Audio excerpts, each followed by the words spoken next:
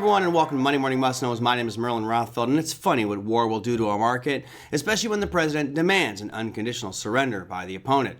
What has that done? It's created a lot of chaos, and as we saw on the tail end of last week, the S&P getting to some very precarious levels, maybe even starting to make some new lows here, which could panic those bulls, maybe into selling. Also, crude oil just skyrocketing to the upside. But that's not our talk track for the Monday Morning Must Knows. As we know, there's going to be a lot of volatility going forward, depending on how this war pans out. What I can tell you is what is going to happen definitively, and that will be earnings. We'll start things off with that earnings calendar. There are quite a few this week, 481, although a lot of them are really smaller international companies. We start things off on Monday with Casey's General Store and Hewlett-Packard. Tuesday brings you Oracle, Volkswagen. You have Franco-Nevada and NIO, the EV company out of China.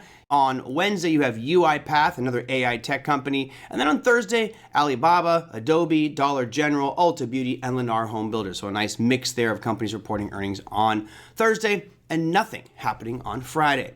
Now, this week is kind of particularly unique for the United States because we have a double dip of kind of the same inflationary information happening at the same time.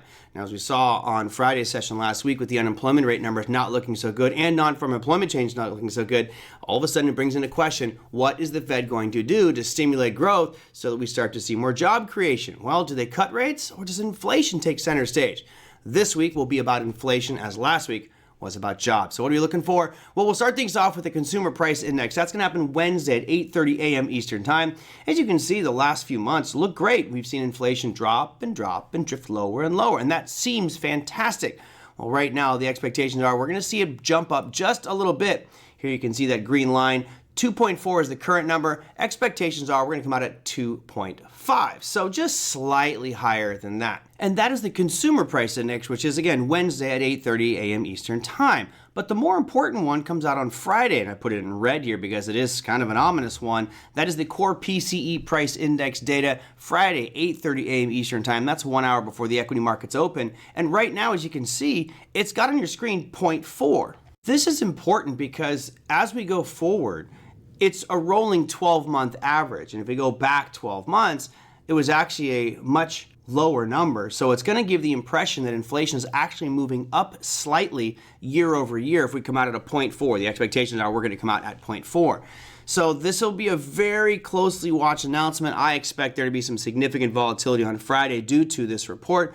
But we have one more, and that is the preliminary GDP numbers. Now, preliminary GDP is currently sitting at 2.3. Okay, that is the average here. Now you can see it says 4.3 on the hard red edge there. Don't worry about that number. That's just the previous quarter reading.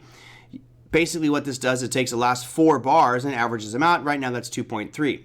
The expectation is we're going to drop to 1.4, which on our new bar, if we come out at 1.4, should actually drag this down quite a bit. I put a red arrow underneath the one from 4 quarters ago, which that one will be dropped and a new one will be put in.